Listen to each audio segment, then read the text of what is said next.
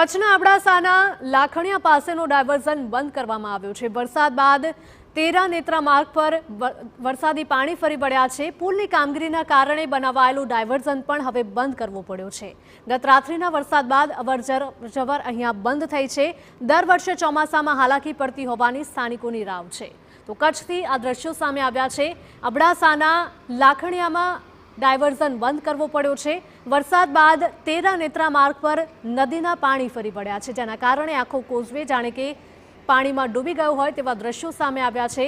પુલની કામગીરીના કારણે બનાવાયેલું ડાયવર્ઝન પણ હવે બંધ થયું છે, જેથી લોકોને ભારે મુશ્કેલી પડી રહી છે। ખાસ કરીને અહીંયાથી અવરજવર કરતા લોકોને ભારે મુશ્કેલી વેઠવાનો વારો આવ્યો છે।